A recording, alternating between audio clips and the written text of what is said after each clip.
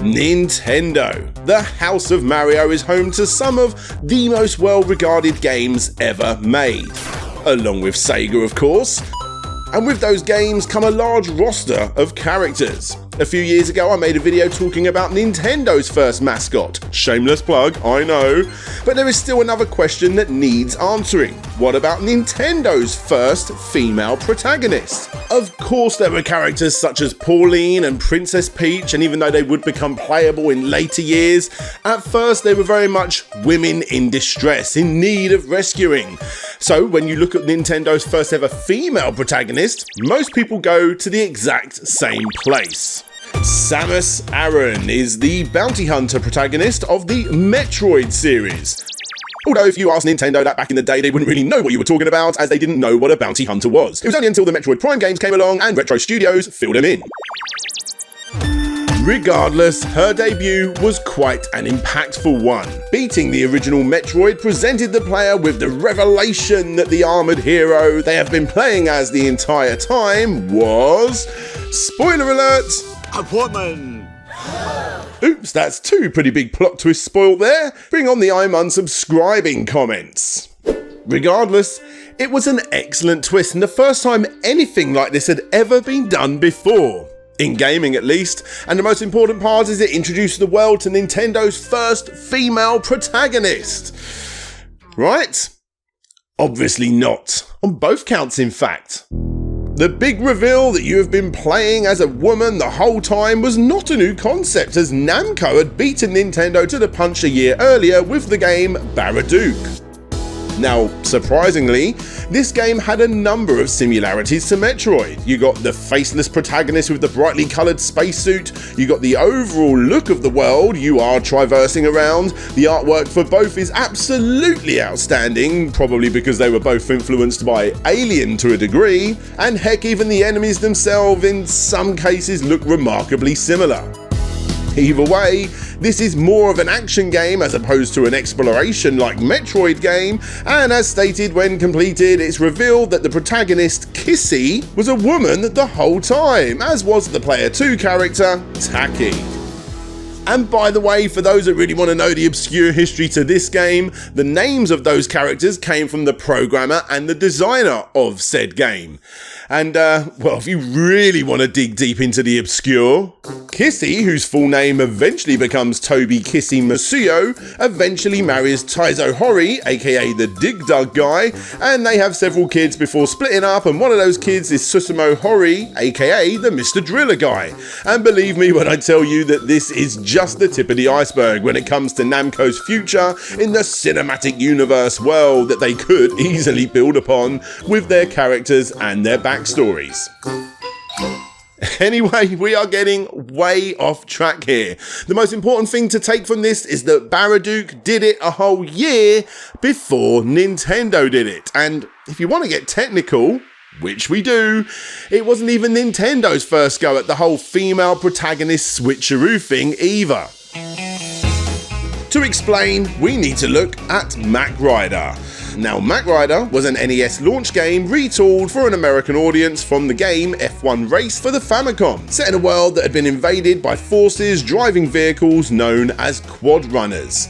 The game starred a hero called the Mach Runner who went from area to area on a motorbike searching for and trying to defeat enemies along the way. It's an okay game, it's a bit basic by today's standard.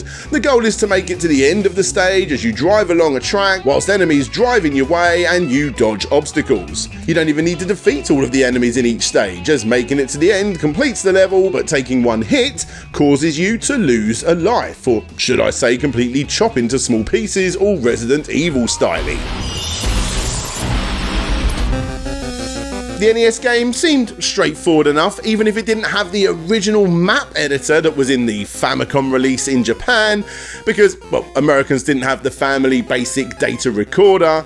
However, that was reinstated when the game was re-released on the 3DS and the Wii U. Whilst playing the game, the player was not given any indication that they were playing as a woman at all, not even after completion from what I could tell, but this was not the only release of mach-rider. mach-rider received an arcade version known as Versus mach-rider, which was largely the same game but had some additions. One addition would show the mach-rider in their suit next to their bike at the beginning of the game, but between stages that image would be replaced with a pixelated new figure that would appear a few squares at a time the further you got in the game. Kinda like those Fantasia games that I have totally never ever played. Eventually, when you complete the game, the final image revealed shows us that mach-rider was a woman the entire time, and this was indeed before Metroid was ever released. Now, there has been debate whether this actually confirms that mach-rider was a female protagonist in this game, or if it was just a lone survivor that you had saved along the way. The information is contradictory even by Nintendo themselves.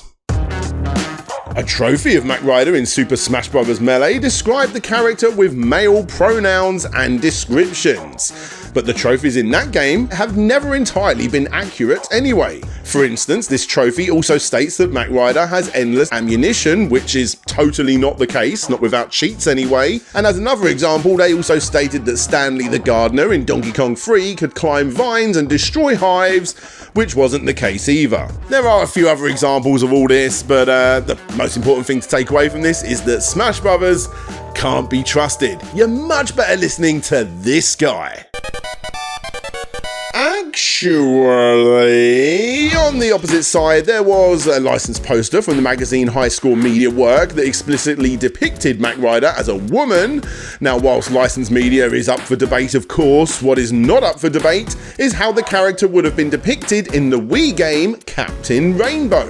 This rather obscure Japanese-only adventure game bizarrely found a lot of lesser-known Nintendo characters, and one of the characters that was going to make it into the game, but didn't, was of course mach-rider, who yet again depicts the character as female, and as this one is without a doubt the latest official release of a game that featured the return of the Mac in some capacity, I think we can take this as the official answer.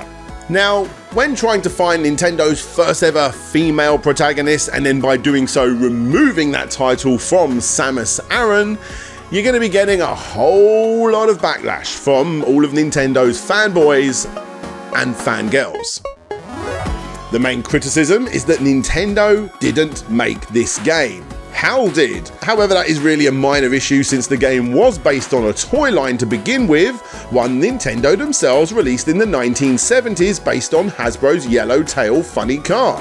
This mach-rider toy set was released only in Japan, and it inspired the later game, making the overall product a clear Nintendo creation, albeit one with help from HAL and Hasbro. If you ask me, that is case closed.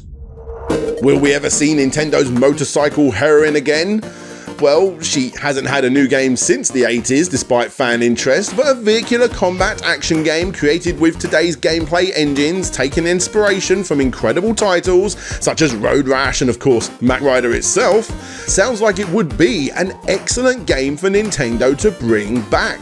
And considering this game was very much aimed at an American Nintendo following, being one of the earliest NES titles to be released in the States before Japan, I think Nintendo of America are in a better position than ever to bring back yet another obscure IP from the dead. And mach-rider would be one hell of an awesome game concept to do that very thing, even if it does mean that deviant artists would instantly start drawing Samus and Mac together, doing all weird types of things.